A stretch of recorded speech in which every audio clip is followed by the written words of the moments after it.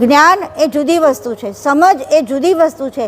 સમજ અને જ્ઞાન જ્યારે જીવનમાં ઉતરે ને ત્યારે જ એનું એ સાચું કરવું કહેવાય. અને પરમગુરુ એટલા માટે જ પ્રગટ થયા હતા કે બધા જ જીવો આ ભવસાગરમાંથી પાર થાય. અને ભવસાગરમાંથી પાર ક્યારે થવાય? તત્વોને જાણીએ, તત્વોને, આ ગ્રંથને ઓળખીએ. આ ગ્રંથ નહીં, આપણો આ ગ્રંથ છે એનું જે બંધારણ છે એ જ પંચમ વેદ છે. એ બંધારણમાંથી જો આપણે આ ગ્રંથને સમજશું અને આ ગ્રંથની અંદરના જે તત્વો કઈ રીતે કામ કરે છે એ સમજશું તો આપણે ડેઇલી લાઈફમાં, આપણા રોજિંદા જીવનમાં આ તત્વોને જોવાના છે. કાલે જ આપણે વાત કરી હતી કે રોજિંદા જીવનમાં જ્યારે તત્વો જોઈએ અને તત્વના ભાગને ની ક્રિયા કરતા જોઈએ, એની ક્રિયા ત્યારે તરત જ યાદ કરીએ કે આ કર્તાએ આ તત્વ આના માટે ઉપજાવ્યું છે, કર્તાએ આ તત્વને આની મેળવણી દ્વારા મારી અંદર આ વસ્તુ પૂરી છે. તો એ કર્તાને સાથે સાથે યાદ કરતા જવાય, કરતા અને જોતા જાઓ એટલે જોનાર તમારા કરનારથી હંમેશા જુદો હોય. અત્યારે હું તમને જોઉં છું તો હું તમારાથી જુદી છું. તમારી આંખો જુએ છે તો તમે આંખોથી જુદા છો, કારણ કે તમે આંખથી જોઈ શકો છો. તમારા શરીરને પણ તમે આંખથી જોઈ શકો છો, તમે આંખથી જુદા છો. તો એવી રીતે જોનારો જુદો હોય તો જોનારો કોણ હોય? અંશ. એટલે તમે ઓટોમેટિક જેવા તત્વોને જોતા થશો એટલે તાત્કાલિક એ જ વખતે તમે અંશ થવાની શરૂઆત કરી દેશો. એટલે જીવનમાં ઉતારવા માટે થઈને આપણા અંશ સ્વરૂપને જોવા માટે થઈને આ ઉત્તમ ઉપાય છે કે તમે એક એક તત્વને જોતા જાઓ, એના ક્રિયાને જોતા જાઓ, કર્તાને યાદ કરતા. હુંને જાણું અને મારા કર્તાને જાણું એ આપણું લક્ષ્ય છે, બરાબર? આપણું લક્ષ્ય કયું? હુંને જાણું અને મારા કર્તાને જાણું. મૂર્તિને ઓળખવી સાચી ઓળખ નથી. કર્તાનું જાણ, કર્તાની સર્વજ્ઞ જાણને ઓળખવી એ આપણી પરમ ગુરુની સાચી ઓળખ છે. ક્રત તો તમે જોઈ લીધું, આ બધું ક્રત છે એક એક, અને ક્રત બધું ઓરલું છે એવું પણ આપણે કહી દીધું. હવે ઓરલું છે પણ એ ઓરલાને આપણે આપણું કેટલું માનીએ છીએ? જુઓ તમે, બધું જ આપણે ઓરલાને જ આપણું માનીએ છીએ. તો પછી કર્તાનું જ્ઞાન ક્યાં ગયું? પરમ ગુરુનું જ્ઞાન ક્યાં ગયું? એકલા મંદિરમાં દર્શન કરી, એકલી સ્તુતિ કરી, એકલી પ્રાર્થના કરવાથી અને એકલા આપણે આ ઉત્સવો ઉજવવાથી આ જ્ઞાન કામ કરશે?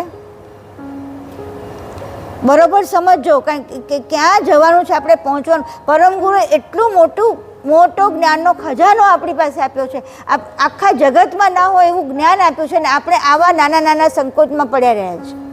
પણ પરમ ગુરુના જ્ઞાન સુધી પહોંચવા માટે આટલું પૂરતું નથી. એના માટે આખો દિવસ તમારે આ તત્વો જોવા પડે. આખો દિવસ તત્વની ક્રિયા અને ક્રિયામાં કર્તાની કઈ વૃત્તિથી, કઈ જાણથી એમણે આ કામ કર્યું છે. આપણને પાચન કરવા માટે થઈને દાંત આપ્યા છે. જુઓ, વિચાર કરો, તમે જમવા બેસો ને એ વખતે વિચાર કરો કે તમે કોઈ કડક વસ્તુ ખાવાની હોય તો કર્તાએ કઈ આપી? દાળ આપી.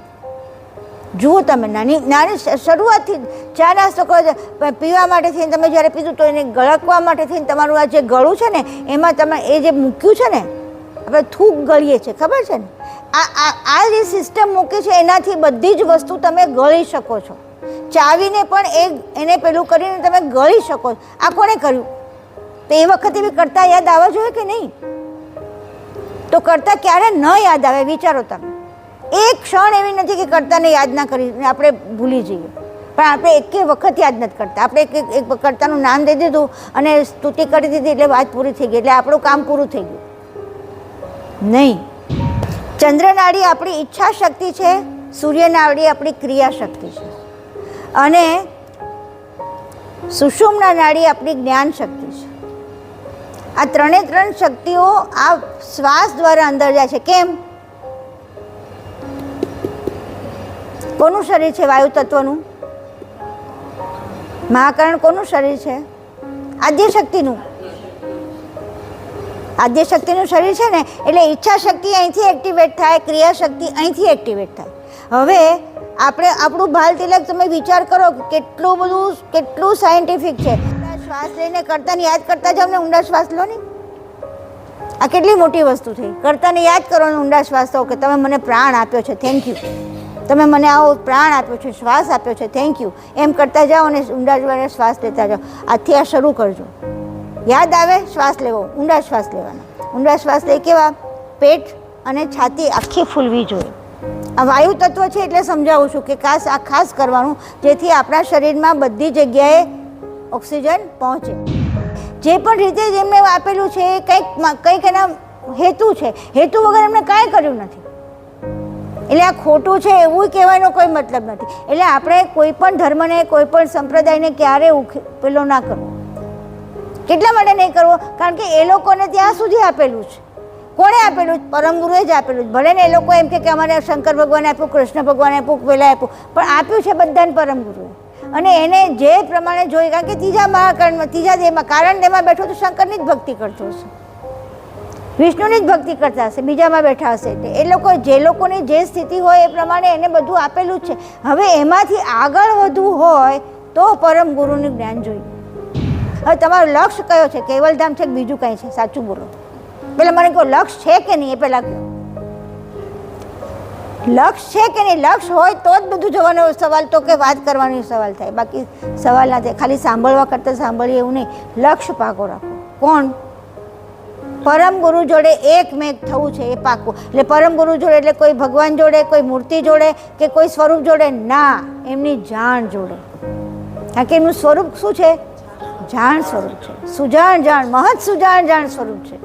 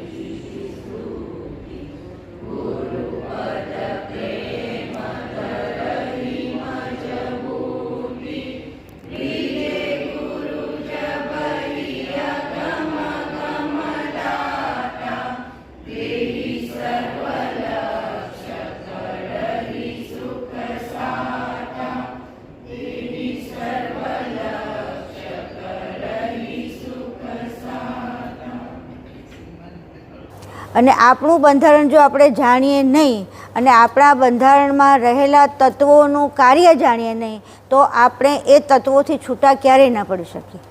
કારણ કે કોઈ પણ વસ્તુ બનાવી હોય અને બનાવવામાંથી છૂટી પાડવી હોય તો છૂટી પાડવા માટે પહેલાં શાનાથી બન્યું છે એ જાણવું પડે. એ જાણીએ નહીં ત્યાં સુધી એનું છૂટું પાડવાનું બની શકે નહીં. ધારો કે આપણે ભેળ બનાવી હોય તો ભેળની અંદર જેટલી વસ્તુ ભેગી નાખી હોય આપણને ખબર હોય કે આટલી આટલી વસ્તુ છે, પછી એને સમજતા હોય તો એમાંથી છૂટું છૂટું પાડવું હોય તો કેવી રીતે છૂટું પાડવું? ચટણી નાખવી ના નાખવી, પેલી ચટણી નાખવી ના નાખવી, કાંદા નાખવા આના, એટલે જે પણ વસ્તુ બનાવવા માટે થઈને બનાવવા માટે થઈને જે વસ્તુની જરૂર હોય એનું બંધારણ પહેલાં સમજીએ. કેટલું પ્રમાણ છે, કેટલું એની જથ્થો કેટલો છે, ક્વોન્ટિટી કેટલી, ક્વોલિટી કેટલી, એ પ્રમાણે આખું એનું બંધારણ થતું હોય. આપણું મનુષ્યનું બંધારણ કોણે કર્યું છે? સૌથી પહેલાં તો આ કર્યું કોણે?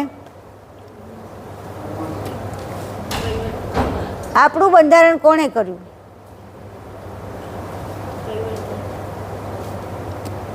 આપણું બંધારણ કોણે કર્યું?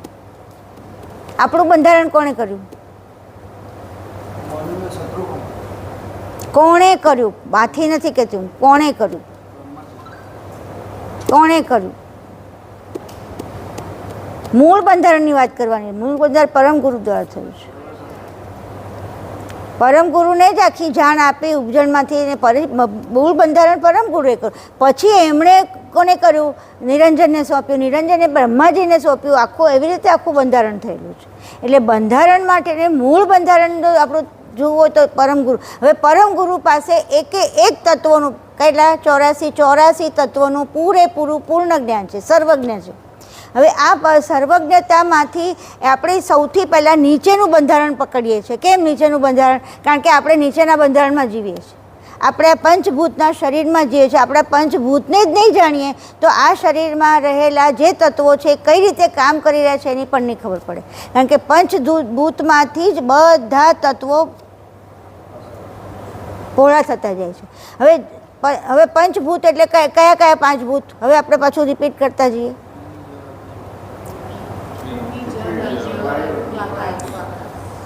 ભૂમિ, જળ, અગ્નિ, વાયુ અને આકાશ. આપણે 3 તત્વો કર્યા. કયા કયા? અગ્નિ. હવે આપણે આવ્યો છે વાયુ. હવે આપણે એકલું તત્વ જ લેતા નથી. આપણે તત્વની બંધારણમાં તત્વ ક્યાં સુધી પહોંચે છે ક્યાં સુધી પહોંચે છે તત્વો? અંકુર સુધી. આ તત્વોનું સૂક્ષ્મ બંધારણ અંકુરમાંથી થયેલું છે.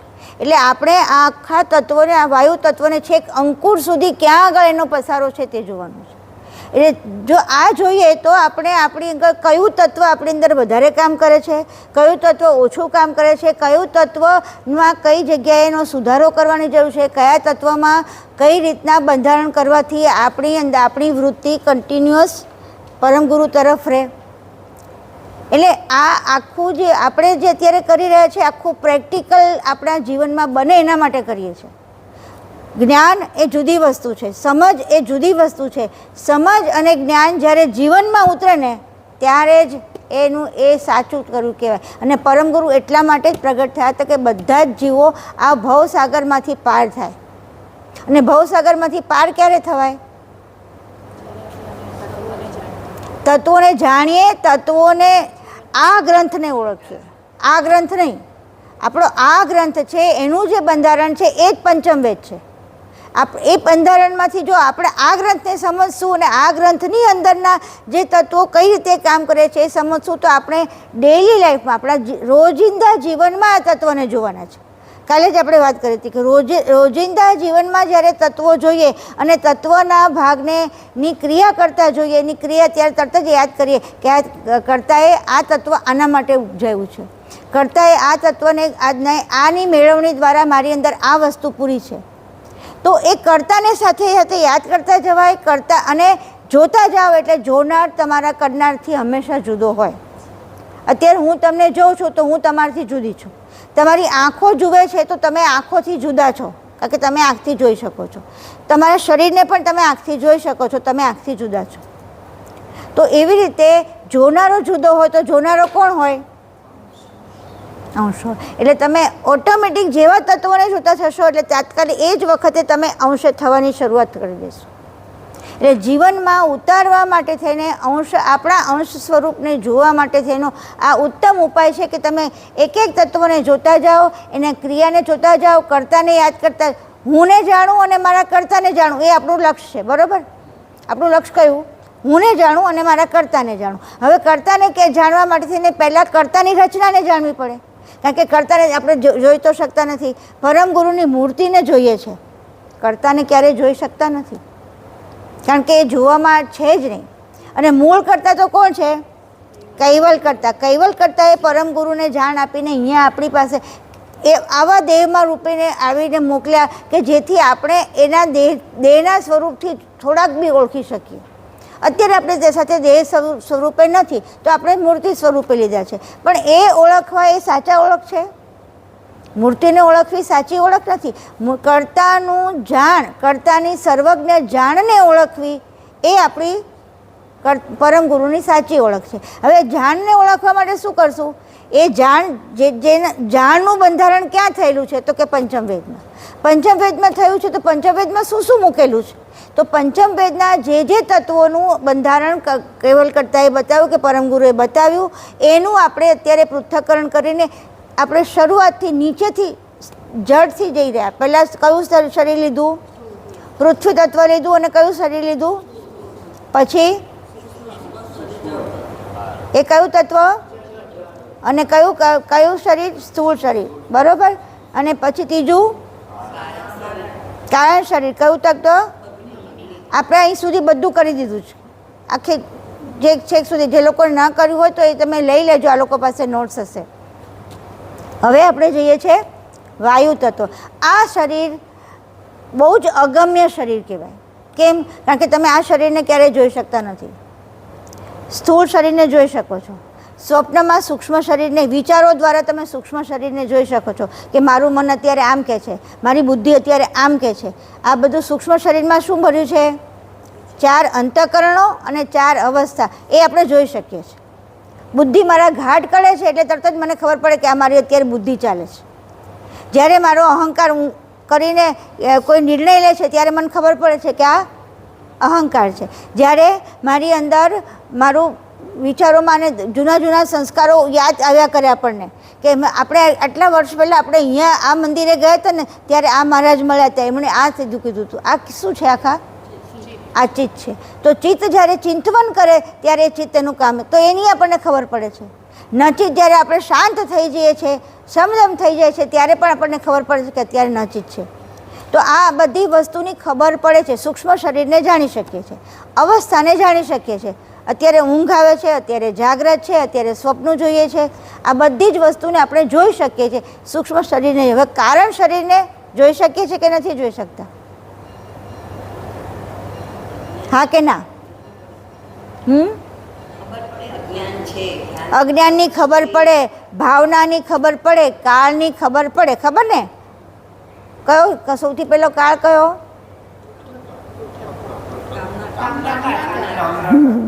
કામના કાળ. મારી કામના ઉઠી, ખબર પડે કે નહીં? આપણે સૌથી વધારે આમાં રહીએ છીએ. આ જુઓ 10 વસ્તુઓ સૌથી વધારે આપણે આમાં રહીએ, કારણ કે અજ્ઞાનમાં જીવીએ છીએ. એટલે આપણે કારણ શરીરમાં જીવીએ છીએ. સૂક્ષ્મ શરીરમાં મોટે ભાગે, હું એમ નથી કહેતી કે બધા જ જીવે છે એવું પણ નથી. જેમ જેમ તમારું પેલું થતું જાય ત્યાં એમ તમે આનાથી દૂર જતા જાઓ કે છૂટા પડતા જાઓ. પણ જ્યારે સૂક્ષ્મ શરીર ચાલતું હોય ત્યારે આપણને ખબર નથી પડતી, કારણ કે ત્યાંય અજ્ઞાનકાળ વસે છે. એ તો આપણે વિચારીએ ત્યારે ખબર પડે કે અત્યારે હું આ વિચારું છું અને અત્યારે મારી બુદ્ધિ આ કામ કરે છે. ત્યાં સુધી સહજ રીતે, કારણ કે બુદ્ધિનું પેલું શું છે? સહજ. સંભસ્કરણ કયું છે? સહજ છે. એટલે સહજ સંધિમાં આવે એટલે તરત જ ખબર જ ના પડે કે આ અવસ્થા બદલાઈ, કે આ તત્વ બદલાયું. એટલે એ પણ શું છે? અજ્ઞાન છે ને. એટલે એ પણ અજ્ઞાનમાં જીવે છે. સ્થૂળ શરીર પણ અજ્ઞાનમાં જીવીએ છીએ. ભૂખ લાગી છે, કંઈ આપણે ચાલી ગયા ને કંઈ વસ્તુ મળી, ફટાકડથી મોઢામાં નાખી દીધી. જાણતા નથી ભાવે છે નથી ભાવતું એ પણ નહીં, ભૂખ લાગી નાખી દીધી. શું છે આ? જાગ્રત હોય તો તમે આ શું છે, શાનું બન્યું છે, મને આ ફાવશે, મને પચશે, એની મને ખબર પડે અને હું ખાઉં. તો આપણે જેટલું જીવીએ છીએ ને એ અજ્ઞાનમાં જીવીએ છીએ, કારણ કે જાગૃત નથી. અને પરમ ગુરુ આ જાગૃતિ આપવા માટે જાય, એટલે પરમ ગુરુએ બધા જ ક્રિયામાં જાગૃતિ કીધી છે. એટલે શું કીધી? અતિ ઉજાગર અવસ્થા કોને કીધી? કે જે બધી અવસ્થાઓને જાણી શકે, બધી અવસ્થાઓની અંદરના પોતાના અંદર ફેરફાર કરી શકે અને બધી અવસ્થાઓથી કર્તા સાથે જોડાઈ શકે, એનું નામ લક્ષ્ય જ્ઞાન. કર્તાનું લક્ષ્ય જ્ઞાન શું છે? કે તમને પોતાને જાણો અને કર્તાને પણ જાણો, મુખ્ય લક્ષ્ય. હવે તમને જાણવા માટે તમે તમારા તત્વોને જાણો, તત્વની અંદર ચાલતી ક્રિયાઓને જાણો અને ક્રિયાઓ દ્વારા તમે તમારી વૃત્તિ દ્વારા ચાલતી આખી બધી જ ક્રિયાઓને તમે જાણો, તો તમે વૃત્તિને છૂટી પાડશો ને. તો આ થયું તમારું પોતાનું જાણવાનું. અને કર્તાને કેવી રીતે જાણશો? ક્રત, પણ એકલું ક્રતથી જાણવાથી નહીં પડે. ક્રતની સાથે એનું ક્રિયાવૃત્તિને પણ સમજવી પડશે. ક્રત તો તમે જોઈ લીધું, આ બધું ક્રત છે એક અને ક્રત બધું ઓરલું છે એવું પણ આપણે કહી દીધું. હવે ઓરલું છે પણ એ ઓરલાને આપણે આપણું કેટલું માનીએ છીએ? જુઓ તમે, બધું જ આપણે ઓરલાને જ આપણું માનીએ છીએ. તો પછી કર્તાનું જ્ઞાન ક્યાં ગયું? પરમ ગુરુનું જ્ઞાન ક્યાં ગયું? એકલા મંદિરમાં દર્શન કરી, એકલી સ્તુતિ કરી, એકલી પ્રાર્થના કરવાથી અને એકલા આપણે આ ઉત્સવો ઉજવવાથી આ જ્ઞાન કામ કરશે? બરોબર સમજો કે ક્યાં જવાનું છે, આપણે પહોંચવાનું. પરમ ગુરુએ એટલું મોટો જ્ઞાનનો ખજાનો આપણી પાસે આપ્યો છે, આખા જગતમાં ના હોય એવું જ્ઞાન આપ્યું છે ને આપણે આવા નાના સંકોચમાં પડ્યા રહ્યા છે. અડધો કલાકની પ્રાર્થના કરી, મંદિર જઈને દર્શન કરી આવ્યા, ભસ્મ લગાવી દીધી અને થોડી વાર મંદિરે બેઠા, થોડી સ્તુતિ કરી કે પ્રદક્ષિણા કરી કે તમે પેલું બી કરો છો ને, આપણે પ્રભાત ફેરીને બધું, એ બધું વખતે ભગવાનનું નામ લે, બહુ સરસ છે, એમાં કોઈ વાંધો નથી. પણ પરમ ગુરુના જ્ઞાન સુધી પહોંચવા માટે આટલું પૂરતું નથી. એના માટે આખો દિવસ તમારે આ તત્વો જોવા પડે. આખો દિવસ તત્વની ક્રિયા અને ક્રિયામાં કર્તાની કઈ વૃત્તિથી, કઈ જાણથી એમણે આ કામ કર્યું છે. આપણને પાચન કરવા માટેથી ને દાંત આપ્યા છે. જુઓ, વિચાર કરો, તમે જમવા બેસો ને એ વખતે વિચાર કરો કે તમે કોઈ કડક વસ્તુ ખાવાની હોય તો કર્તાએ કઈ આપી? દાળ આપી. જુઓ તમે, નાની શરૂઆતથી ચા નાસ્તો કરો, પીવા માટે થઈને તમે જ્યારે પીધું તો એને ગળકવા માટે થઈને તમારું આ જે ગળું છે ને એમાં તમે એ જે મૂક્યું છે ને, આપણે થૂક ગળીએ છીએ, ખબર છે ને, આ જે સિસ્ટમ મૂકી છે એનાથી બધી જ વસ્તુ તમે ગળી શકો છો. ચાવીને પણ એને પેલું કરીને તમે ગળી શકો છો. આ કોણે કર્યું? તો એ વખતે બી કર્તા યાદ આવવા જોઈએ કે નહીં? તો કર્તા ક્યારે ન યાદ આવે? વિચારો તમે. એક ક્ષણ એવી નથી કે કર્તાને યાદ ના કરી આપણે ભૂલી જઈએ, પણ આપણે એકે વખત યાદ નથી કરતા. આપણે એક કર્તાનું નામ દઈ દીધું અને સ્તુતિ કરી દીધી એટલે વાત પૂરી થઈ ગઈ, એટલે આપણું કામ પૂરું થઈ ગયું નહીં. એક વસ્તુમાં એટલા માટે આ બધા તત્વોને સમજવા, તત્વોની ક્રિયાને સમજવી, તત્વો ક્યાં સુધી પહોંચાડે છે એ જાણવું, એ આપણું સૌથી મોટું કર્તવ્ય છે. દરેક સાધકનું, દરેક ભક્તનું કર્તવ્ય છે કે કર્તાની દરેકે દરેક ક્રિયાને જાણી, કર્તાની જાણને જાણી અને એ જાણ સાથે એક થઈએ તો કર્તા સાથે એક થવાય, બાકી કર્તા સાથે એક થવાનો કોઈ ચાન્સ નથી. એટલે હું આ થોડુંક કડક શબ્દમાં કહું છું કે આ કરવું જરૂરી છે. એકલી સમજ અને એકલો આનંદ લઈ લીધો તો એ કયું તત્વ કારણ થઈ ગયું? આનંદ તત્વ કારણમાં બેસી ગયા તમે. અને આનંદ તત્વ કારણ શામાં છે? અવ્યાકૃત શામાં છે? મહાકરણ શામાં છે? જો તો હવે આ કયું? તમે ક્યાં બેઠા? અને વાયુ તત્વ કેવું છે? આવીને વહી જાય. આપણી અંદર બધું આવીને વહી જાય, પછી આપણે એને કંઈ પકડી રાખવાનું નહીં. એટલે ચિત્તમાંથી નચિતમાં થવું પડે, કર્તાના લક્ષ્યને રાખીને નચિતમાં થવું પડે. એટલે આટલી બધી આપણું કર્તવ્ય બને છે. હું કર્તવ્ય કહું છું, આપણી જવાબદારી બને છે કે આપણે કર્તાની આટલી મોટી મૂડીને લઈને બેઠા છીએ. ઉમરા કર્તાની મૂડીને લઈને બેઠું છે અને એ મૂડીને આપણે સાચવી નહીં રહીએ તો આ ક્યારે જતું રહેશે ખબર નહીં પડે આપણા હાથમાંથી. કાયમ પંથ રહેશે, જ્ઞાન સંપ્રદાય રહેશે, પણ તમારી અંદર એ કામ નહીં કરે. અને કામ નહીં કરે એટલે શું થશે? ધીમે ધીમે જડતા ક્યાં જતા રહીશું? ક્યાં થઈશું? જડમાં એટલે ક્યાં જઈશું? વનસ્પતિ બનશું અને કાં તો જળ પથ્થરો બનશું. આપણે આવું રહેવું છે કે કરતા જોડે કરતાની એક સાથે એક થવું છે? નક્કી કરો કે મારે આ તત્વને જોવા છે, તત્વની બધી ક્રિયામાં કર્તાની જાણને જોવી છે અને એને ઉખેડવી છે કે કઈ જગ્યાએ કર્તાએ મૂક્યું છે, કઈ જગ્યાએ કર્તાએ મૂક્યું છે ને શું કામ મૂક્યું છે એ જાણ એને પકડવાની છે. શું કામ મૂક્યું એ પકડવાનું, કેમ મૂક્યું છે તો એ આ બધું આપેલું છે. થોડુંક વધારે પૃથ્થકરણ કરશો, જરાક વધારે જોશો, ડિટેલમાં અંદર જશો તો બધું જ મળશે. પણ એ મળે પછી શું કરવાનું? મળી ગયું, લખી નાખ્યું, બધું કરી નાખ્યું, પછી શું કરવાનું? આપણે ત્યારે વાયુ તત્વનું કરીશું, લખીશું, બધું કરીશું, પછી શું કરવાનું? તો મેં તો આ પ્રાણાયામ ગયા, આ સીધું ચાલુ થઈ ગયું છે. આ વાયુ તત્વને મારી અંદર સંચાલિત કરવાનું કાર્ય કરશું. કેવી રીતે સંચાલિત થાય છે એ જાણવાનું પ્રયત્ન, અને એ જાણવાથી ધારો કે મારો અત્યારે ઈડા ચાલી, ચલો બરાબર, અત્યારે તમે ચાલો કઈ નાડી ચાલે છે? અત્યારે વાયુ તત્વનું જ કરીએ છીએ. કઈ નાડી ચાલે જુઓ, બધા જુઓ કઈ ચાલે છે? આ એટલે કઈ ચાલે છે? ચંદ્ર નાડી ચાલે છે. હા, સૂર્ય નાડી ચાલે અને ચંદ્ર નાડી. તો સૂર્ય નાડી શું કામ કરે અને ચંદ્ર નાડી શું કામ કરે? જે હા જોડ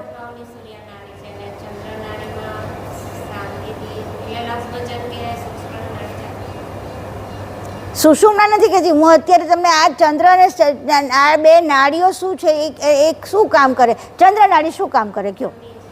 હા, ઠંડી છે, હા એ બરોબર. પછી બીજું શાંતિ આપે. પછી ચંદ્ર નાડી આપણી ઈચ્છા શક્તિ છે, સૂર્ય નાડી આપણી ક્રિયા શક્તિ છે, અને સુષુમ્ના નાડી આપણી જ્ઞાન શક્તિ છે. આ ત્રણે ત્રણ શક્તિઓ આ શ્વાસ દ્વારા અંદર જાય છે. કેમ? કોનું શરીર છે વાયુ તત્વનું? મહાકરણ કોનું શરીર છે? આદ્યશક્તિનું. આદ્યશક્તિનું શરીર છે ને, એટલે ઈચ્છા શક્તિ અહીંથી એક્ટિવેટ થાય, ક્રિયા શક્તિ અહીંથી એક્ટિવેટ થાય. હવે આપણે આપણું ભાલ તિલક તમે વિચાર કરો કેટલું સાયન્ટિફિક છે.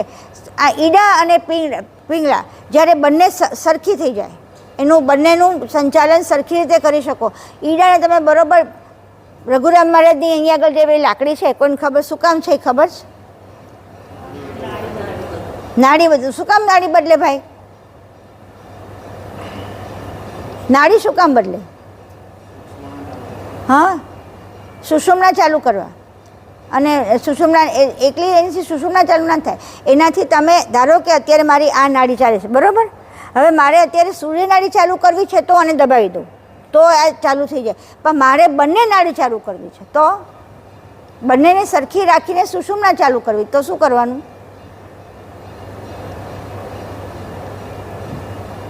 શું કરો ભાઈ? આ ભાલ તિલકનું ધ્યાન, આ ભાલ તિલકનું ધ્યાન છે તમારી સુષુમ્ના ચાલી કરે. કેમ? ભાલ તિલક એટલે શું? જો તમે કરીને બતાવો.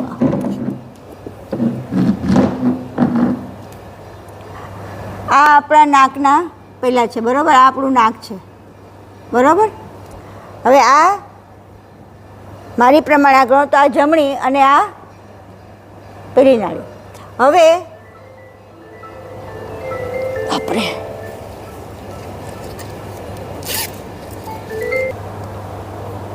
બંધ કરી દઉં ને.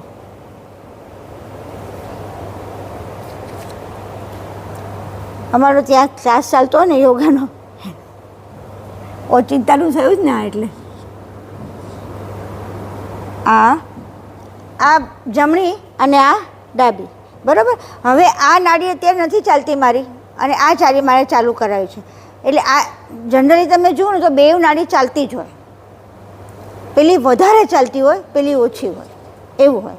એટલે આપણે પહેલાં જે વધારે ચાલતી છે એને ઓછી કરવી છે તો શું કરવાનું? થોડો વખત આ જમણી બાજુની નાડી ચલાવવાની, ડાબી ચાલે છે તો જમણી બાજુ થોડો વખત કરાવવાની, અને પછી એને બંનેના શ્વાસને અનુલોમ વિલોમ કરીએ છીએ ને આપણે, એ એના માટે છે કે આ નાડી શોધન, અહીંયા આગળ નાડી શોધન કરી, લેફ્ટ નાડી શુદ્ધ થઈ ગઈ, આ નાડી શુદ્ધ થઈ ગઈ, પછી અનુલોમ વિલોમથી આખો રસ્તો શુદ્ધ થઈ ગયો, એટલે આખો વી બને. અનુલોમ વિલોમ કરો ને એટલે આજુ આવી રીતે થાય, એનો ઉપર ગયું ઊંધો વી બને, બરાબર? એટલે આખું શરૂ થઈ ગયું. હવે શું કરો તમે, જ્યારે શ્વાસ લો અને ઓમકાર પ્રણવ કરો એટલે આ આખું, આ બંને પ્રાણ અહીંથી ઉપર ચડે.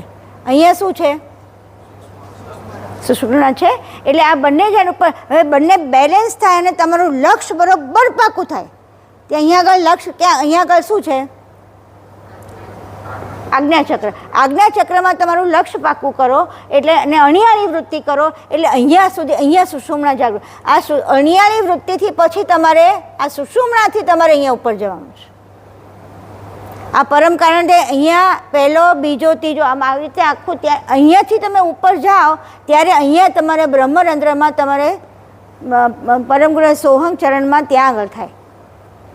તો હવે આ વિચાર કરો કે આ બંનેને, વાયુ તત્વને સાધવો કેટલો મહત્ત્વનો છે, કારણ કે આ આપણું મૂળ લક્ષ્ય છે. અને કરતાએ એમને સૌથી પહેલાં આ બાલ તિલક બીજા ત્રીજા પ્રકરણમાં જ મૂક્યું છે, કંદમાં શું, હા ત્રીજામાં કહું છું ખરી, બીજા ત્રીજામાં જ બાલ તિલકની સમજણ આખી મૂકી છે કે બાલ તિલક શું છે. એટલે આપણે મહેશભાઈ 3 રીતે આખો પીળી ચોપડીમાં છે જ. કયા તિલક? અભ્યંતર તિલક, હા, અને પાર તિલક. તો આ છે, આ ભીતર તિલકની વાત થઈ રહી છે. આ ભીતર તિલક છે કે જે અત્યારે અહીંયા, આ તો આપણે કરી દીધું પણ આનો અર્થ સમજે નહીં, આમ નામ કરી દીધું એનો અર્થ નથી. અહીંયા મારી આ આખી, આ જો અહીંયા થયું ને એટલે આ તમારે અહીંયા આમ કરી દીધું એટલે આ શું થઈ ગયું?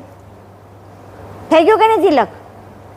આ તિલક થઈ ગયું કે નહીં? આને મેં જોઈન કરી દીધું એટલે હવે જ્યારે તમારો અનુલોમ વિલોમ થાય ત્યારે આખું જોઈન થાય. અને થાય ને અનુલોમ વિલોમ, જો પછી આ બાજુ જઈએ છે ને એટલે આખું એટલે જોઈન થઈ ગયું. આ તિલક અહીંયા આગળ સુષુમ્ના ખોલીને સુષુમ્નાથી તમારે ઉપર જવાનું છે. એટલે વાયુ તત્વને સાધવું બહુ જ જરૂરી છે. અને વાયુ તત્વ જ આપણા જીવનમાં સૌથી વધારે કામ કરે છે, શરીરમાં પણ. એટલે હવે વાયુ તત્વ આપણે શરૂ કરીએ.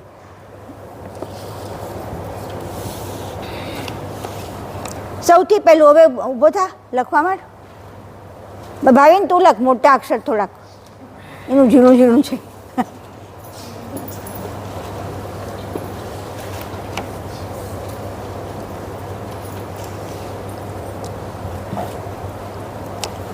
આ ક્લાસમાં આવો ને તો નોટ પેન લઈને આવવાનું, જેથી તમારી અંદર આખી સમજણ પાકી થાય.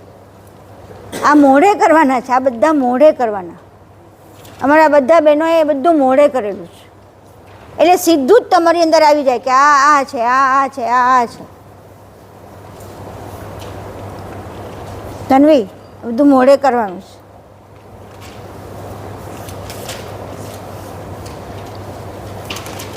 ચલો, પહેલાં તો આપણે વાયુ તત્વના લક્ષણો લઈ લઈએ, એ સમજણ પડે કે આ વાયુ તત્વ શું કામ કરે, એના લક્ષણ કેવા છે.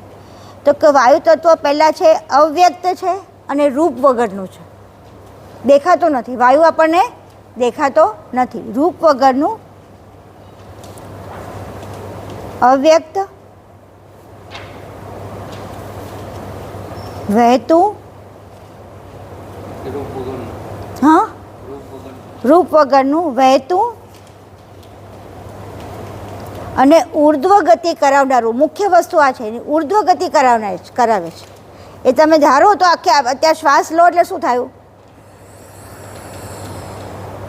એ ઉર્ધ્વ ગતિ કરાવનારું છે, એટલે એ મુખ્ય છે. પછી બીજું,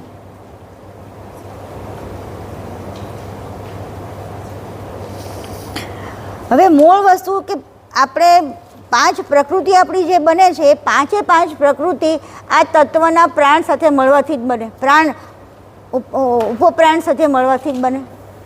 એટલે પ્રાણ કેટલો મહત્ત્વનો છે વિચાર કરો કે આપણી આખી શરીરની પ્રકૃતિ આ વાયુ તત્વના, જુદા જુદા તત્વોના પ્રાણ સાથે મળે ત્યારે પ્રકૃતિ બને. આપણી 25 પ્રકૃતિ છે, હમણાં આવશે, આપણે કરીશું. તો પહેલાં બીજું આ વાયુ સાથે બીજા તત્વો મળે કે સંયોજાય. વાયુ સાથે બીજા તત્વો મળે કે સંયોજાય કે અને બીજા પ્રાણ સંયોજાય. હું સમજાવું છું કઈ રીતે. મળે કે સંયોજાય. સંયોજાય એટલે જોડાય, એક થઈ જાય.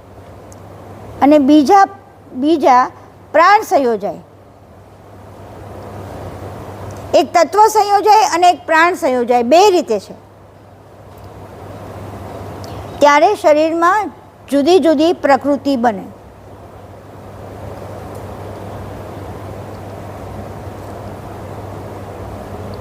મહેશભાઈની સમજણને પાકી કરવી હોય ને તો આ બધું પાકું કરવું પડે.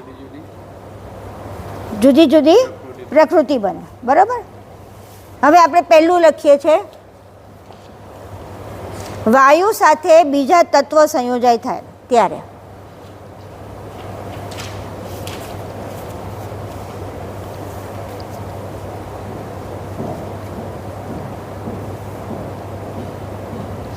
વાયુ તત્વ, વાયુનો એટલે મુખ્ય પ્રાણ એનો કયો? જો અહીંયા આગળ તમે આમાં પાનું કાઢો, તમને બતાવું.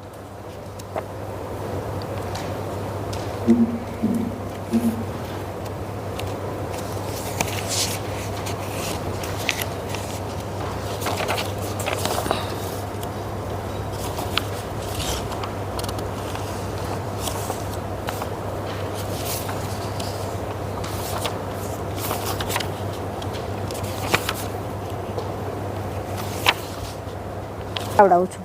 વાયુ તત્વનો મૂળ પ્રાણ કયો છે? વ્યાન. ભાઈ બરાબર. એની સાથે પૃથ્વી તત્વ સંયોજાય. વાયુ સાથે પૃથ્વી તત્વ સંયોજાય. જો તત્વ સંયોજાયું, હા, એટલે શું થાય? સંકોચન થાય. શું થાય? સંકોચન. વાયુ સાથે જળ થાય તો શું થાય? ચાલવાનું બને. વાયુ તત્વ સાથે જળ સંયોજાય એટલે ચાલવાનું બને. વાયુ સાથે અગ્નિ સંયોજાય તો બોલવાનું થાય.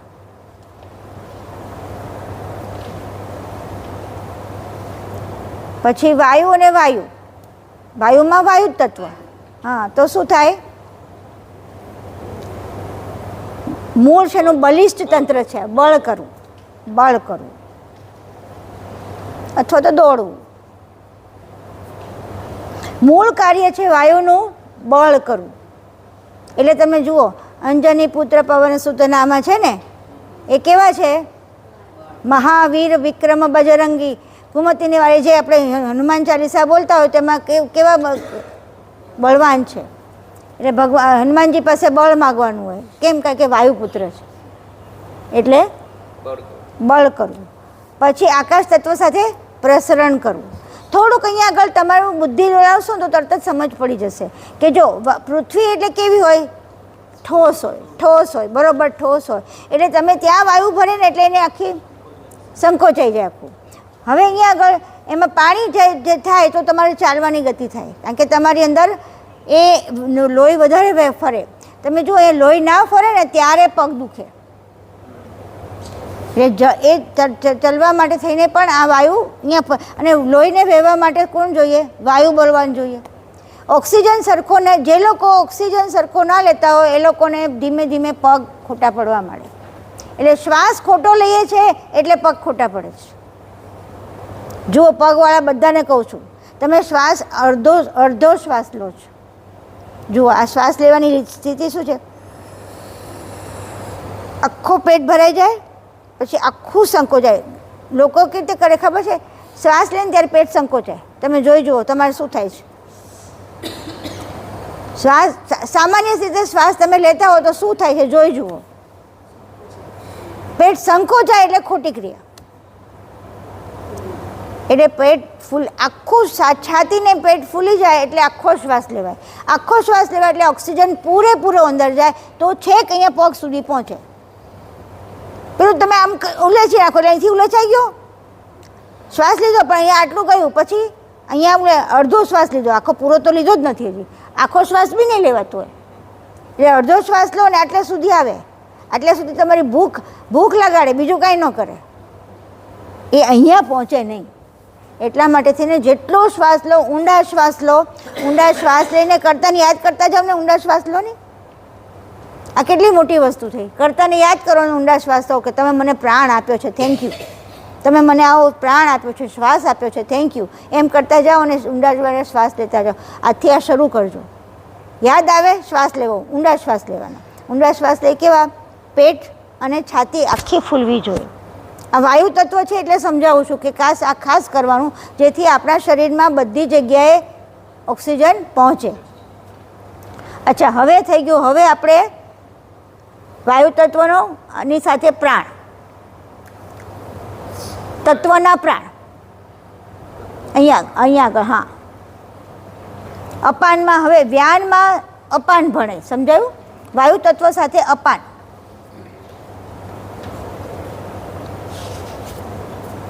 શું બને? ચામડી. હા, અપાન વાયુ, પૃથ્વી તત્વનો અપાન વાયુ. અપાન વાયુ બોલે, અહીંયા વાયુ ભળે છે, પેલું તત્વ ભળે છે, અહીંયા વાયુ ભળે છે.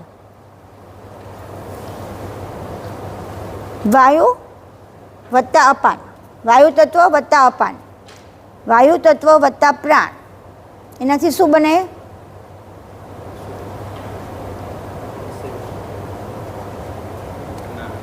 ના, પરસેવ છે, પરસેવ. પછી વાયુ તત્વ વત્તા ઉદાન, અપાન સાથે ત્વચા અથવા ચામડી.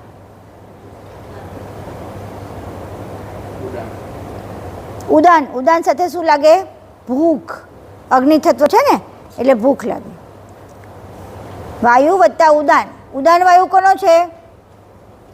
ચાલો હું એ પહેલાં સમજાવી દઉં. અહીંયા આગળ આ સમજાવી દે. વાયુ લખી નાખ પહેલાં. જો આ અપાન વાયુ છે, પૃથ્વી તત્વનો છે. અપાન વાયુ કોનો છે? મોઢા કરો. પૃથ્વી તત્વનો. પ્રાણવાયુ કોનો છે? પ્રાણવાયુ જળ તત્વનો.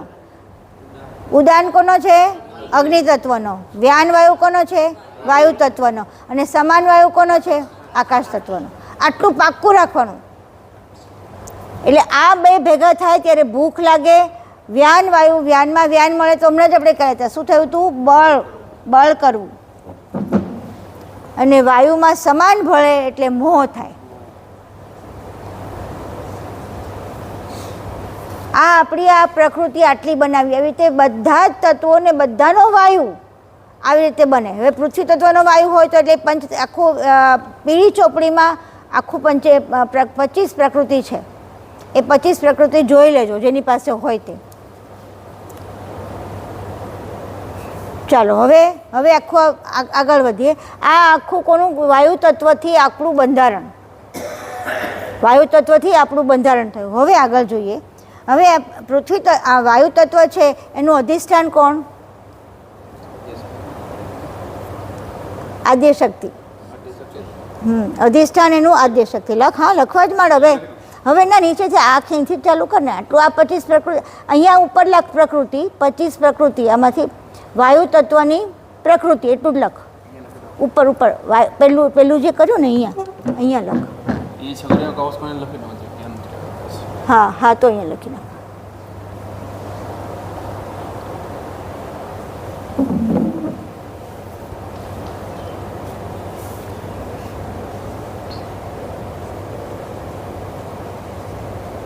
વાયુ તત્વનો કયો દેહ? હા, તો મહાકારણ દેહ. મહાકારણ. હવે આખી આની ઓળખાણ કરીએ છીએ કે આ મહાકારણ દેહમાં વાયુ તત્વ બરાબર ચાલતું હોય, વ્યવસ્થિત ચાલતું હોય. અને એટલા માટે આ પ્રાણનો દેહ છે. પેલા ત્રણેય દેહ આ સ્થૂળ શરીરના સ્થૂળ દેહ છે. આ પ્રાણનો દેહ છે. એટલે આ પ્રાણનો દેહ વાયુ થકી ચાલતો દેહ છે. એટલા માટે આ દેહ વધારે સૂક્ષ્મ છે અને વધારે મોટો છે. કેમ વધારે મોટો? આ દેહ મોટો કેમ? વાયુ કેવો છે? એકદમ વ્યાપક છે ને. વ્યાપક છે. આખી સમષ્ટિમાં, આખી વિરાટમાં આખો વ્યાપક છે તે. અને એમાં વિરાટમાં આખું, અને એનો પ્રાણ પણ વ્યાપક છે. મહદનો પ્રાણ એટલો વ્યાપક છે. એટલે આપણે આટલા વ્યાપક સુધી કરેલા છે. અહીંયા આગળ રહીને પણ વ્યાપકમાં છે, એટલે ચિત્ત અંતઃકરણ કામ કરે છે. જેટલા જન્મો કરેલા છે ને બધાનું ચિત્તના, જો એટલું સમજો, અત્યારે તમે જેટલા તમારા ચિત્તના સંસ્કારો હોય ને એ બધા ઉપર વહેતા હોય. તમે મરી જાઓ ત્યારે પણ એના એ સંસ્કારો તો બધા રહેતા જ હોય. એટલે એ રીતે બધા હાજર છે. પણ એના કાલે મેં સમજાવેલું, એના લેયર્સ છે. કેવી રીતે કે જેવી રીતે અત્યારે આપણે પૃથ્વી છે આમ સપાટ આમ ગોળ છે, બરાબર? તો અમેરિકા છે, રશિયા છે, પાકિસ્તાન છે, બધા આપણને એને લોકેટ કરી શકીએ છીએ ને આપણને. એવી રીતે આપણા 14, 7 ઉપર ને 7 નીચે આ લેયર્સ છે. એટલે જે લેયર્સમાં એમાં પણ આ કારણ, આ શરીરોના લેયર છે. એટલે મહાકાળના શરીરમાં તમે જાઓ એટલે ત્યાં મહાકાળના શરીરમાં થયેલા જેટલા લોકો હોય ને એ બધાનું અંતઃકરણ ત્યાં વ્યાપક હોય. એટલે ચિત્ત છે. એટલે ચિત્તમાં એ ચિંતવન કોનું થાય તો કે આ વ્યાપક, તમે જેમાં જાઓ ને એટલે તમે વ્યાપકનું પકડાય બધું. ભલું તમારે જેટલા તમારા આનું એટલું મોટું રિસર્ચ થયેલું છે કે તમે જ્યારે તમે જાઓ ત્યારે તમે પાછલા જન્મનું બધું ત્યાં આગળ પેલું શું કહેવાય ને, પાસ્ટ લાઈફ રિગ્રેશનમાં જાઓ એટલે શું કહેવાય ને, આપણે એને હિપ્નોથેરેપી છે. હિપ્નોથેરેપી છે. લોકોના રોગો હોય ખૂબ બધા, એટલે હકીકત બનેલી બધી સ્ટોરીઓ છે. એટલે એનું એક લેખકે જે ડૉક્ટર હતા એ ડૉક્ટરે એક પુસ્તક લખેલું, મેની માસ્ટર્સ મેની લાઈફ એવું એક પુસ્તક લખેલું. એમાં એમણે બધા જે બહુ રોગીઓ કે રોગ જ નીકળતો ના હોય, ગમે એટલું પેલું કરો નીકળે જ નહીં. પછી એનું રિસર્ચ કરીને એને પાસ્ટ લાઈફ 7 લાઈફ સુધી લઈ ગયા. તો એ 7 લાઈફનું બધું એણે બોલ્યું બધું. હવે એ બધા જેટલા, અને એણે કીધું હતું કે તમારા આખા ફેમિલીવાળા જેટલા હોય ને બધાને ભેગા કરો ને એ વખતે હું એની સાથે કરીશ. એને હિપ્નોટાઇઝ કરીને એની પાસે લઈ ગયું. તો એને પાછલું આખું કેવી રીતે પોતે મરી ગયે, પોતાને પછી કયા દેહમાં ગઈ, કઈ જગ્યાએ ક્યાં હતું, તો એ જેટલા બધા હતા ને એ બધાના કોઈને કોઈ કનેક્શન હતા. એટલે આપણે જ્યારે મળતા હોય ને ત્યારે બધાના કોઈને કોઈ કનેક્શન પાછલા જન્મોના હોય જ. એટલે એ બધું આ વસ્તુ ક્યાં છે એ આ ચિત્તમાં હોય. એ બધા સંસ્કારોને બધું, એટલે ત્યાંથી એ ચિત્તમાં એટલું બધું ચિત્ત પાવરફુલ છે. એ ચિત્ત જ્યારે એના કર્મ ઉદિત થાય ને ત્યારે એ ચિત્તમાં એ વ્યક્તિઓ તમારી સામે આવીને ઊભી રહે. તમે ઓળખતા ન હોય, પાળખતા ન હોય, અને તમે એની સાથેના કનેક્શન શરૂ થઈ જાય. તો આ બધી વસ્તુ, એટલે આ બધું ક્યાં બને? આ મહાકારણ દેહમાં. એટલે આ એટલા માટે વાયુ તત્વ એટલું બધું વ્યાપક છે. એટલે એનો દેહ પણ એટલો બધો વ્યાપક છે. અને એટલે એને સમજવો બહુ મુશ્કેલ છે. કારણ કે આધ્યાત્મિકતાની અમુક સ્ટેજ પર પહોંચો, ચોથા મહાકારણ દેહમાં જેટલા મહાત્માઓ પહોંચ્યા છે એ બધા મહાત્માઓ ખૂબ સિદ્ધિવાળા છે. ખૂબ સિદ્ધિ છે. ખૂબ બધા લોકોના મોટા મોટા સમૂહોના બધા શું કહેવાય એના સંપ્રદાયો છે. આ બધા મહાત્માઓ આ મહાકારણમાં રહીને કામ કરે છે. અને એ સિદ્ધિ પોતાની પ્રગટ થાય છે. કારણ કે આદ્ય શક્તિનો દેહ છે, ઉર્જાનો દેહ છે. એટલે એની ઉર્જા એટલી બધી વ્યાપક થઈ જાય કે જે ઉર્જા જેને પેલા સદગુરુને તમે જુઓ, તમે શિવરાત્રિમાં તમે જોતા હો તો તમને ખબર પડે કેટલા બધા માણસો હોય. એ તો શ્રી રવિશંકર જુઓ કેટલા માણસો હોય. આ બધા આ દેહમાં, ઉર્જાના દેહમાં એ લોકો આદ્ય શક્તિનું સખત પૂજા કરતા હોય. કેમ? કારણ કે એ દેહમાં રહીને તમને આ જ સૂઝે, બીજું સૂઝે જ નહીં ત્યાં આગળ. એટલે આ બધી વસ્તુ એટલી બધી સૂક્ષ્મ છે ને આ સૂક્ષ્મ દેહમાં તમારે રહીને અહીંયા ક્યાંય અટકો નહીં એ જોવાનું છે. એટલે પરમગુરુએ આવીને રઘુરામજી મહારાજને શું કીધું? સિદ્ધિઓ. કેમ? કારણ કે એ ચોથા મહાકારણ દેહ તમને અટકાવી રાખે. એટલે અહીંયા બધી એટલી બધી જાગૃતિ રાખવા. એને જાગૃતિ ક્યારે રહેવાય કે આ આપણા શરીરમાં ઘટે છે, આપણને આ તકલીફ થાય છે, આપણને આ સારું લાગે છે, બધા લોકો આવીને પગે લાગે એટલે કેવું સારું લાગે, પછી એમાં નીકળવાનું મન થાય. એટલે અહીંયા જાગૃતિ રાખવાની કે અહીંયા ભાઈ આ મારું કાંઈ નથી, જે છે એ પરમ ગુરુએ બધું આ સોંપેલ. એટલે મહેશભાઈ તો એટલે સુધી એમ કે આ તત્વકારણોનો દેહ, તમે હમણાં જો ઉલટ ક્રિયા એમની સાંભળતા હો તો તમને ખબર પડે કે તત્વકારણનો દેહ છે ને એ એટલો બધો એ સંધિવાળો છે. એટલે એ દેહમાં એટલું બધું પડ્યું છે. એટલે તમે પરમગુરુએ એમાં આપેલો છે, આપેલી ચોપડીમાં કાલે આપણે લખ્યું ને કે ચારે તત્વકારણો 3 ગુણ ગણ આ બધા જેની અંદર ચાલતા હોય એમાં પરમ ગુરુ પ્રવેશ કરે, બરાબર. તો એની પહેલાં બીજા એટલા એ મહાચતુર હોય, મહાજ્ઞાની હોય. તો આ બધું કોનું કારણ છે? તત્વનું કારણ છે. અને એ પરમ ગુરુએ તમને ત્યાં આપેલું છે, તમારામાં કાંઈ નથી. એટલે આપણે કંઈ પણ કોઈનો પણ શ્રેય લઈ ના શકીએ કે મેં કર્યું, આ મોકેલું છે એમને, બધું આપેલું છે. ને તમે એ બધી જે પણ રીતે જેમને આપેલું છે એ કંઈક એના હેતુ છે. હેતુ વગર એમને કાંઈ કર્યું નથી. એટલે આ ખોટું છે એવું કહેવાનો કોઈ મતલબ નથી. એટલે આપણે કોઈ પણ ધર્મને, કોઈ પણ સંપ્રદાયને ક્યારે પેલો ના કરવો. કેટલા માટે નહીં કરવો? કારણ કે એ લોકોને ત્યાં સુધી આપેલું છે. કોણે આપેલું? પરમ ગુરુએ જ આપેલું. ભલે ને એ લોકો એમ કે અમારે શંકર ભગવાને આપ્યું, કૃષ્ણ ભગવાને આપ્યું, પેલા આપ્યું, પણ આપ્યું છે બધાને પરમ ગુરુએ. અને એને જે પ્રમાણે જોઈએ, કારણ કે ત્રીજા મહાકાંડમાં, ત્રીજા દેહમાં, કારણ દેહમાં બેઠો તો શંકરની જ ભક્તિ કરતો હશે, વિષ્ણુની જ ભક્તિ કરતા હશે, બીજામાં બેઠા હશે. એટલે એ લોકો જે લોકોની જે સ્થિતિ હોય એ પ્રમાણે એને બધું આપેલું જ છે. હવે એમાંથી આગળ વધવું હોય તો પરમ ગુરુનું જ્ઞાન જોઈએ. અને એ બધા પાસે છે નહીં, એટલું પુણ્ય નથી, એટલી બધી વસ્તુ કરેલી નથી કે પરમ ગુરુનું જ્ઞાન એમને મળે. તો હવે તમે એના માટે દયા કરશો કે તમે એનું અપમાન કરશો કે એને પેલું કરશો? સાચું બોલો. બીજા સંપ્રદાયવાળાનું આપણે અપમાન કરશું કે આપણે એમને નથી બરોબર ને નકામા છે ને એવું કહી શકીએ? કારણ કે પરમ ગુરુ છે ને એ રીતે તે સ્થિતિમાં મૂકેલા છે. અને જો એ પરમ ગુરુની ઈચ્છા હશે તો પરમ ગુરુ એને લાવશે ગમે તે રીતે. અમારા જેવા કેટલાય આવી ગયા છે એવા કે જે લોકો આ બધું કરતા હતા ને એમાંથી અહીંયા આવ્યા છે. તો એ વસ્તુ શું છે કે પરમ ગુરુ જ્યારે છે એને હાથ પકડશે તો એને લઈ જ લેશે. અને એટલા માટે પરમ ગુરુના જ્ઞાનને ચકવેપતિ બનાવશું તો જ્ઞાન કેવું છે? પરમ ગુરુનું સ્વરૂપ છે. સમજણ પરમ ગુરુનું સ્વરૂપ છે. એટલે તમે સીધા પરમ ગુરુને પકડાશે. એટલે સમજણ અત્યારે તમે કોઈ પણ અત્યારે અમારા સત્સંગ કરીએ છીએ મારા સોસાયટીમાં, બધા જુદા જુદા ધર્મવાળા છે. અત્યારે હું કાંઈ એ લોકોને પેલું કરતી નથી. તમે કરો બધું બરાબર છે, પણ એટલું કાલે જ મેં કીધું ને, કાલે અમારો ક્લાસ હતો, કાલે જ મેં કીધું કે તમે આ બધું કરો છો, બધા ભગવાનને બધા જ તમે ભજો, એનો કોઈ વાંધો નથી, પણ બધું તમને આપ્યું છે આણે, એ તમે સમજી લેજો. તમે માનો કે ના માનો, તમને આ સમજણ આપું છું કે જુઓ આમાંથી આમાં કરું છું. તો ધીમે ધીમે ધીમે ધીમે ધીમે એ સમજણ પાકી થતી જાય એટલે પેલું બધું ઓટોમેટિક છૂટતું જાય. એટલે ક્યારેય કોઈનો અનાદર ના કરો, કારણ કે પરમ ગુરુ બધાનો આદર કરવાનું કહે છે. કારણ કે બધું એમણે બધા અંશો તો એના જ છે ને. એ શંકરના ગણો, કૃષ્ણના ગણો કે પેલાના ગણો, બધા અંશો તો કોણે મૂકેલા છે? વિશેષ અંશ તરીકે તો પરમ ગુરુએ મૂકેલા. તો પછી આપણે એનો અનાદર કરો તો પરમ ગુરુનો અનાદર ના કહેવાય? એમને ખોટું કર્યું છે એવું ના કહેવાય કે એમને ખોટું કર્યું, પરમ ગુરુએ ખોટું કર્યું છે, કહી શકાશે એવું? એટલે પરમ ગુરુ જે કરે છે બધું યોગ્ય જ છે. અને યોગ્ય ને એ તો એમણે તો ચાળીને લેવાના છે. પરમ ગુરુ બધાને ચાળીને લેશે. આમ નામ તો કોઈને લેવાના જ નથી પોતાના ધામમાં.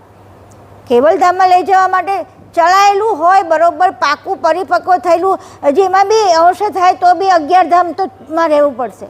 કેવલ ધામમાં તો રહેવાનું છેક છેલ્લે આવશે. એ પહેલાં 11 ધામમાં જવું પડે. એમાં થોડી થોડી ચૂસણીઓ રહી ગઈ હોય, બધી આવી બધી થોડી તે બધું ત્યાં આગળ રહે. એટલે કેવલધામમાં જવા માટે થઈને આપણે પૂરી તૈયારી. હવે તમારો લક્ષ્ય કયો છે? કેવલધામ છે કે બીજું કંઈ છે? સાચું બોલો. પહેલાં મને કહો લક્ષ્ય છે કે નહીં, એ પહેલાં કહો. લક્ષ્ય છે કે નહીં? લક્ષ્ય હોય તો જ બધું જવાનો સવાલ, તો કે વાત કરવાનો સવાલ થાય, બાકી સવાલ ના થાય. ખાલી સાંભળવા કરતાં સાંભળીએ એવું નહીં. લક્ષ્ય પાકો રાખો. કોણ? પરમ ગુરુ જોડે એકમેક થવું છે, એ પાકું. એટલે પરમ ગુરુ જોડે એટલે કોઈ ભગવાન જોડે, કોઈ મૂર્તિ જોડે કે કોઈ સ્વરૂપ જોડે ના, એમની જાણ જોડે. કારણ કે એમનું સ્વરૂપ શું છે? જાણ સ્વરૂપ છે. સુજાણ જાણ, મહৎ સુજાણ જાણ સ્વરૂપ છે. હવે આટલી બધી મહৎ સુજાણ જાણને આપણે એને સંકોચીને આપણે ક્યાં મૂકી દીધા? પૃથ્વીમાં, જળ મૂર્તિમાં. હું મૂર્તિનો અનાદર નથી કરતી, મૂર્તિનો એટલા જ પ્રમાણ, કારણ કે એને જ બનાવેલું છે. પૃથ્વી પણ એને જ બનાવેલી છે, ધાતુ પણ એને જ બનાવી છે, બધું એમણે જ બનાવ્યું. પણ આપણે એમને નીચે લઈ આવીએ છીએ. તકલીફ ત્યાં થાય કે એ ક્યાં છે ને આપણે ક્યાં લઈ આવીએ છીએ. એ કેવા ઉત્તમ. એને કીધું કે હું એકલો બેઠો હતો, શૂન્યમાં શૂન્ય સમ, શૂન્યમાં શૂન્ય સમ, અને ભરપૂર ચૈતન્યથી, ભરપૂર જાણથી ભરપૂર એવા હતા. આપણા માટેથી ને આટલા ખેંચાઈ નીચે આવ્યા. તો અને પછી આપણે જેવા જળ બનાવી દેવાના એમને. દુઃખ ત્યાં થાય કે પરમ ગુરુને જળ બનાવશું આપણે, પરમ ગુરુને આપણે આવા જ બનાવીને આપણે એની પૂજા કરીશું. અરે એની જાણ નહીં કરો, એને જાણને જીવનમાં ઉતારીએ. બહુ જરૂરી છે એની જાણને જીવનમાં ઉતારીએ તો એ જીવન, એ જાણ સ્વરૂપ તમે બની જાય તો એકમેક થાય કે નહીં? મન કહો. એની જાણની સાથે કામ કરવા માંડીએ અને જાણ સાથે કરે તો તરત જ પરમ ગુરુ થોડુંક બી કમી હશે ને તરત જ તમને કહેશે કે નહીં આમ કર, આમ નહીં આમ કર, આમ નહીં આમ કર. કેમ? એની જાણ સાથે તમે એક થયા છો. એટલે આ જાણ જાણવી બહુ જરૂરી છે ને એટલા માટે થઈને આ બધું કરીએ છીએ આપણે. હવે આગળ જઈએ. હવે આનું કયું શરીર છે? કયો દેહ? મહાકારણ દેહ. હવે મહાકારણ દેહના દેવતા. પછી આનું કયું તત્વ? વાયુ તત્વ તો થઈ ગયું. હા, હવે અવસ્થા કઈ? અંતઃકરણ કયું? ચિત્ત અંતઃકરણ. દેવતા લખાઈ ગયું, અધિષ્ઠાન દેવતા થઈ ગયું ને. હા. ચક્ર કયું? અનાહત ચક્ર. આ ચક્ર છે એમનું છે. કેમ? ભાવ બધા અહીંથી ઉત્પન્ન થાય ને, ભાવ બધા ઉત્પન્ન થાય. અહીંયા આગળ ભાવ, આ ભાવનું સામ્રાજ્ય છે, આખું ભાવનું સામ્રાજ્ય છે. એ ભાવમાં રહી રહીને એટલું સુખ છે આમાં ભાવમાં. પરમ ગુરુના દર્શન થયા, પરમ ગુરુની સાથે પેલું થયું, આ મંદિરે ગયા, બહુ સારું લાગ્યું. એ ભાવ જે પ્રગટ થયો ને એ કોનો છે? મહાકારણ દેહનો છે, અનાહત ચક્રનો છે. એટલે એમાં એનો પણ શ્રેય લેવાની જરૂર નથી અને આમાં રોકાઈ રહેવાની જરૂર નથી. કારણ કે અંશ તો બધા ઘરમાં જાય છે. અંશ એક મોટો બંગલો છે. આ શરીર મોટો બંગલો છે, એના 7 મજલા છે. એ બધામાં અંશ માલે છે, સ્થૂળથી લઈને સૂક્ષ્મ. ખાલી અંશે જોવાનું કે અત્યારે હું સ્થૂળમાં છું, અત્યારે હું સૂક્ષ્મમાં છું. આપણે કહીએ ને આપણે અત્યારે હું બેડરૂમમાં છું, કિચનમાં છું, અહીંયા છું, અહીંયા બેઠક રૂમમાં છું. આ બધું જાગૃતિ છે, એ બેઠક રૂમ છે એમનો. જાગૃત છે એનો બેઠક રૂમ છે. ત્યાં બધાને આગતા સ્વાગતા થઈ રહી બધાની, કારણ કે પૃથ્વી તત્વ છે. એવી રીતે પછી તમારું ધ્યાનનો પેલો કયો છે? તો કે સૂક્ષ્મ દેહ. ધ્યાન એટલે ત્યાં બેસીને તમે વિચારણા કરી શકો એવું કરો. કોન્ફરન્સ રૂમ કહીએ ને, પોતાની જાતની કોન્ફરન્સ, એકલા બેસવાનો. પછી ત્રીજો કયો છે? કારણ દેહ. એ કોનો છે? કોપ દેહ, સુષુપ્તિ, પથારી આપણી સુષુપ્તિનો દેહ. એટલે બેડરૂમ કારણ દેહનું છે. જુઓ તમે. પછી મહાકારણ દેહ કોનો છે? ખુલ્લી હવામાં બારાંદામાં બેસીને પ્રાણાયામ કરો એ મહાકારણ દેહ છે. વરંડામાં બેસીને તમે ખુલ્લી હવામાં પ્રાણાયામ કરો એ કયો છે? કારણ દેહ, આ મહાકારણ દેહ. અને પરમ કારણ દેહ ઉન્મુની અવસ્થા. સૂઈ ગયા પછી ઉઠીએ ને સવારની વહેલું તે. એટલે એ વખતે એ ધ્યાનનો સમય છે. ખરેખર લક્ષ્ય ભજનનો સમય કયો છે? ઉન્મુની અને જાગૃતિની વચ્ચેનો સંધિનો એ સમયમાં. એટલે એ વખતે આપણે ત્યાં હોઈએ. એટલે આવી રીતે અંશ બધે ભ્રમણ કરે છે અને મજા કરે છે, માલે છે. અને શું કરે છે? પોતાની વૃત્તિથી ચાસમી લઈને આપણને આ શરીરને જીવાડે છે. એક દિવસ ચાસમીનો ક્લાસ લઈશું ત્યારે ખબર પડશે કે ચાસમી કેટલું મોટું કામ કરે છે. ચાસમી ખરેખર બહુ મોટું કામ કરે છે. ચાસમીથી આપણે જીવીએ છીએ. અંશ ચાસમી ના લે તો આપણે જીવી ના શકીએ. ચાલો હવે આગળ જઈએ. હા, હવે એનો ચક્ર અનાહત છે. એના દેવતા કોણ છે? ચક્રના દેવતા શંકર પાર્વતી. જો બધાને સ્થાન આપ્યું છે, અનાદર નથી કર્યો ગુરુએ, પરમ ગુરુએ ક્યાંય. શ્વાસની ગતિ. હવે ચાલો, હવે વાયુ તત્વ તમને ચાલે છે તો ખબર કેવી રીતે પડે તમારું કયું? અત્યારે તમે શ્વાસ જોયો બરાબર, હવે તમે જુઓ ક્યાં ચાલે છે, કેટલું ચાલે જુઓ, ક્યાં સુધી ચાલે જુઓ. અહીંયા કેટલું ચાલે છે. આની શ્વાસની ગતિ 8 આંગળ છે અને ત્રાસો ફરે. અત્યારે મારી આ જ ચાલે છે, ત્રાસો છે, આમ ત્રાસો જાય.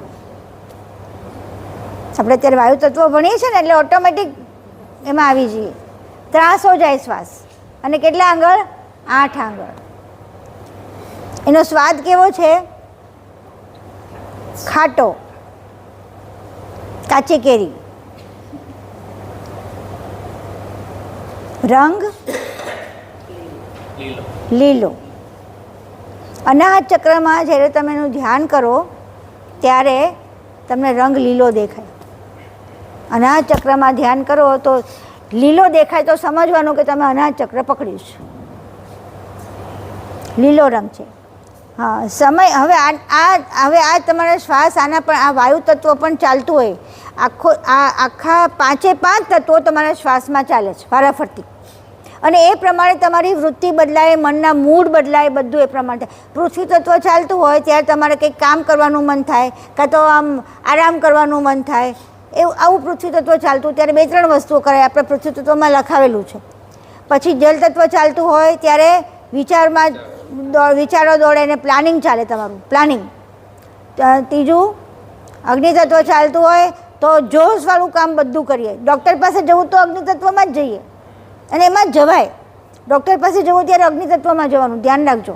અને સૂર્યનાડી પગ મૂકીને જવાનું, એટલે તમારું કામ સફળ થાય.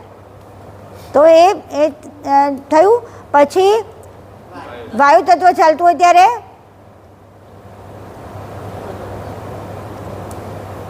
વાયુ તત્વ શોપિંગ કરવા જવું છે, બહાર ફરવા જવું છે, દોડ 1 કલાકમાં 8 મિનિટ ચાલે. કેટલું ચાલે?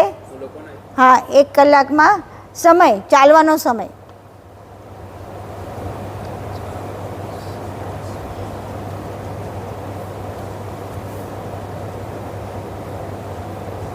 કલાક 8 મિનિટ.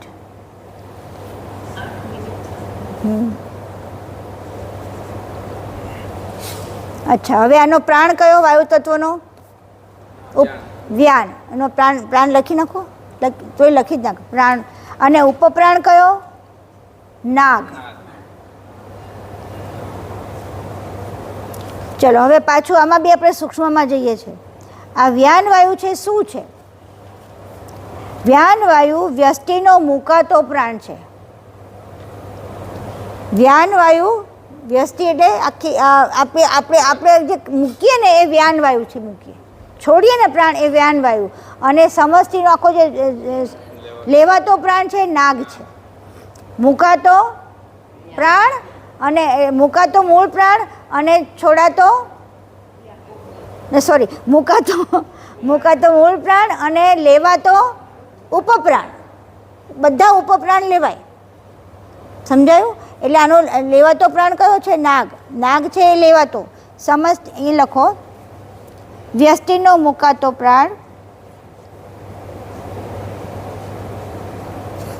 અને એનું કામ શું છે? નાડીમાં લઈને નાડીમાં થઈને રુધિરાભિસરણ કરાવે, લોહીને વેવડાવે. હા, વ્યાનનું.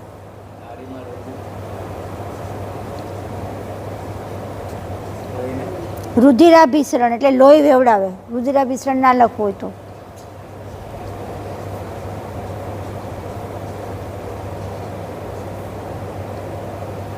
અને નાગનું કાર્ય શું છે? નાભીના ઉપરના ભાગમાં રહે, અહીંયા.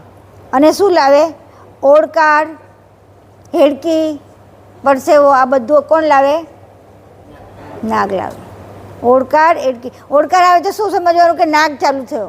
આવું યાદ રહેવું જોઈએ કે ઓડકાર આવે એટલે નાગ આવ્યો છે અત્યારે, એ મને કરે છે, નાગ વાયુ આ કામ કરે. હેડકી, ઓડકાર, આ બધું. અને પરસેવો. પછી હવે એની માત્રા કઈ?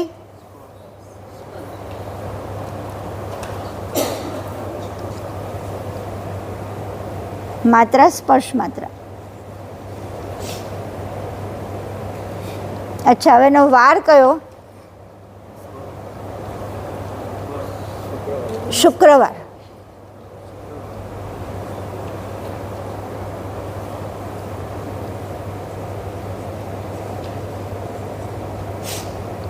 હવે ઓમકારની માત્રા?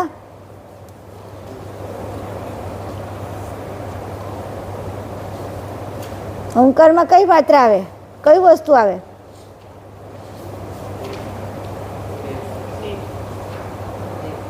રેફ. રેફ, અર્ધચંદ્ર, રેફ.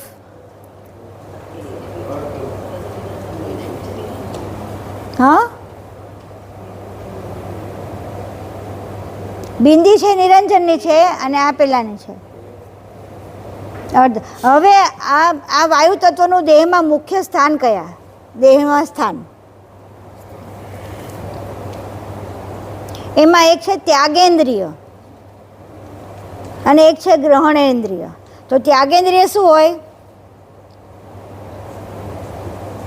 બોલો બોલો. આ ના ચાલે હો. આને કઈ શીતોષ્ણને કઈ આવે? શીતોષ્ણની ત્યાગેન્દ્રિય પેલી કઈ આવે? ગ્રહણેન્દ્રિય. હાથ એની કર્મેન્દ્રિય છે. હાથ હાથ હાથ નહીં, ગ્રહણેન્દ્રિય એટલે હાથ નહીં. ગ્રહણેન્દ્રિય ત્વચા છે. હા, અને ત્યાગેન્દ્રિય હાથ છે.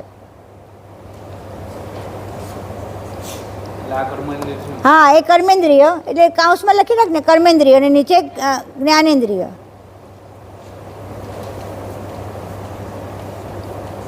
હવે આ વાયુની દિશા કઈ છે? ઉત્તર દિશા. એટલે ઉત્તર દિશામાં તમે વાસ્તુ પ્રમાણે ઉત્તર દિશામાં તમે કોઈ પણ વસ્તુ તમારું મોઢું રાખો એટલે તમારી ઉત્તરોત્તર પ્રગતિ જ થાય, કારણ કે વાયુમાંથી બધું આદ્યશક્તિ તમને બધું આપ્યા જ કરે. સમજાયું? એટલે ઉત્તર દિશા તરફ મોઢું તમારું ઘરનું દ્વાર હોય ઉત્તર દિશા તરફ તો તમને સંપત્તિ આવ્યા જ કરે, અને પૂર્વ દિશા તરફ હોય ને તો તમે ઈશ્વર તરફ ભક્તિ કર્યા જ કરો. આ બે મુખ્ય છે વાસ્તુના. પછી હા, એનું કાર્ય કેવું છે? ચર. વાયુ છે ને ચર, કાર્ય તો ચર છે. પછી છે 24 કલાકના કેટલા શ્વાસ લેવાય? 6000. 24 કલાકનું બધું યાદ છે?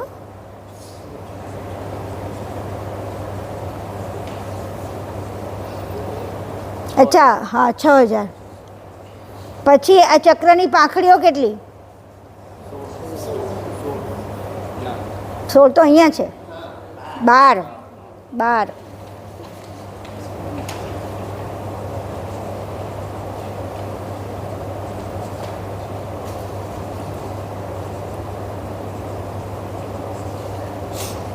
પછી અક્ષરો ક ખ ગ ઘ અંગ. ચક્રના અક્ષરો ખ ગ ઘ અંગ. અંગ એટલે ડ કરીને પણ મીંડું કરે ને અહીંયા. હા, અને ત્યાં આગળ મીંડું, અંદર અહીંયા મીંડું હોય ત્યાં ને અહીંયા. હા, અહીંયા મીંડું, અહીંયા. હા, ત્યાં મીંડું. એને ઉપર બી કરવાનું અંગ, એને અંગ કહેવાય. પછી ચ છ જ ઝ છ જ ઝ જ. પાછું બીજું આવે જંગ જંગ કહેવાય. ઝ અને આ આવી રીતે કરાય. જો આ ગ કરી નાખો, જની જેવો જ આખો. ટ ને ઠ 12 અક્ષરો હશે. ટ અને ઠ. ટ ના 12 છે. 16 તો પેલા 16 અહીંયા છે ભાઈ. અક્ષર સ્વરો બધા છે ને ત્યાં 16 છે. તો સુધારવું પડે એમાં, એ ખોટું તો. હા હા, ટ અને ઠ. ઠળિયાન ઠ. બરાબર છે. હા, એ ડાબી જમણું અત્યારે પુરુષ ને સ્ત્રીઓ અત્યારે નથી કરતા, પછી સૂક્ષ્મમાં જઈ. હા, બહુ થઈ ગયું. હા, પછી એનો બીજ મંત્ર આ ય યમ યમ ય ને યમ યમ.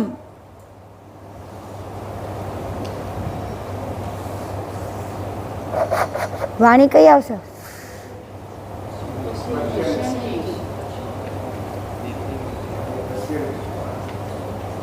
અહીંયા પરા, અહીંયા પશ્યંતી. પશ્યંતી અહીંયા આગળ કેમ પશ્યંતી વાણી કેમ ખબર છે? અહીંયા તમે દેવો સાથે વાત કરી શકો. એ જોઈને તમે અંદરથી કહે કે મેં આટલું જોયું ને વાત થઈ, વાણી નીકળી. દેવોની દેવવાણી તમે સાંભળી શકો એટલે પશ્યંતી. સમજાયું? પશ્યંતી. આજ મેં ઘણા બધાને હું મળી છું આવા કે જે લોકોને આમ નામ બેઠા હોય, તેમાં બેઠા હોય, એ લોકોને આમ નામ આખી રૂચાઓ, વેદની રૂચાઓ બધી દેખાય, બેઠા બેઠા જ દેખાય આમ નામ. એવી રીતે આ પરમગુરુની જે ચોપાઈઓ પણ તમને દેખાય અને સીધી સીધી મોઢેથી બોલાય.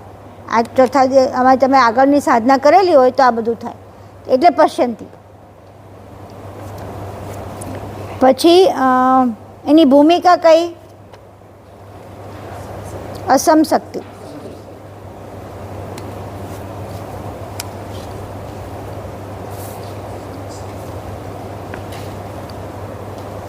ચલો હવે વાયુ તત્વવાળાનો સ્વભાવ મને કહેશો?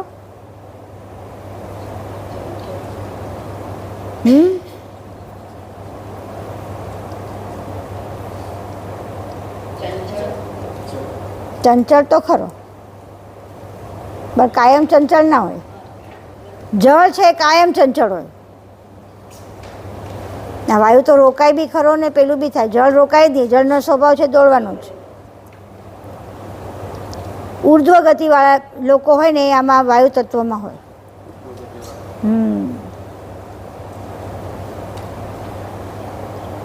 બાકી પ્રાણની ઉપાસના કરનારા હોય એમાં. પ્રાણની ઉપાસના કરનારા મોટા ભાગના અહીંયા હોય. પછી સ્વભાવે કેવા હોય? લાંબા પતલા હોય વાયુ તત્વવાળા.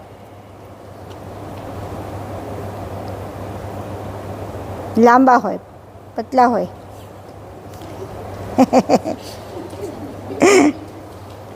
વાતોડિયા હોય.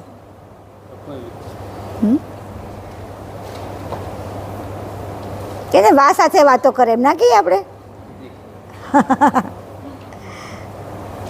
પછી અગમની બધી હોય ને બધું કેવાય કહેવાય રહસ્યને ખોજનારા હોય.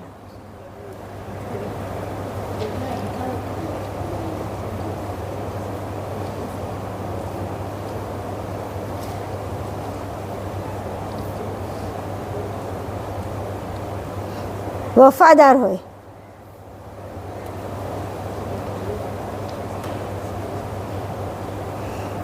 આનો સ્વભાવ બરાબર. હવે એમાંથી રોગ કયા થાય પછી એનું નિવારણ પણ કહીશું. રોગ કયા થાય? વાયુ તત્વના રોગો બોલો કયા હોય? તો તમને બધાને ખબર હોય વાયુ તત્વના રોગો. સાંધાના દુખાવા, વા, ગેસ, અપચો. પણ આમાં પાછું ભેગું છે, એકલું નહીં. વાયુ અને અપાન વાયુ બગડો તો ગેસ થાય. વાયુ પ્લસ અપાન તો એમાં શું થાય? ગેસ, અપચો, ગરમી, કબજિયાત અને પેટના આંતરડાના દર્દો. એ વાયુ તત્વ ભેગું આવે તો આ મેઇન વસ્તુ છે સાંધાના દુખાવા. હા, અને નહીં એટલે ના એ આમાં લખવાનું વાયુ તત્વ વત્તા અપાન.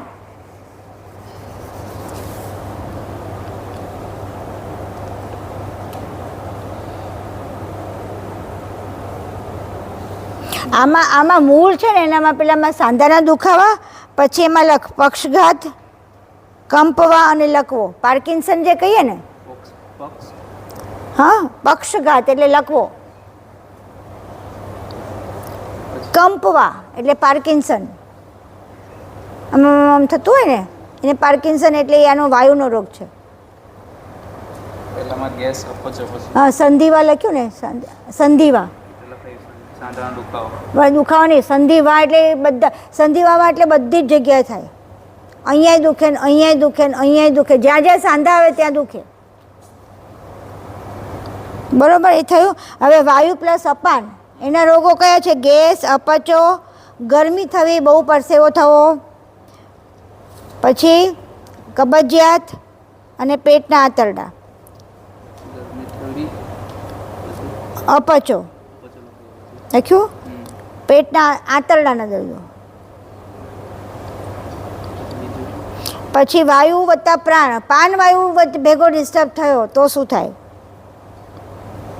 તોતળાપણું, હેડકી અને ઉધરસ.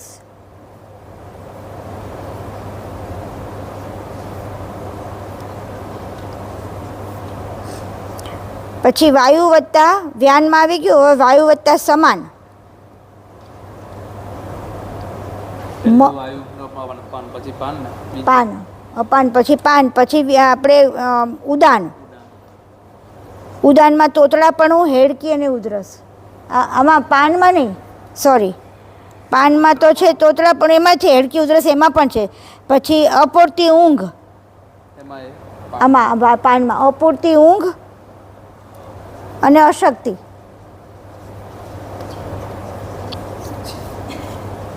અને ઉદાનમાં પણ તોતળાપણું, હેડકી અને ઉધરસ છે. હા, બેવમાં.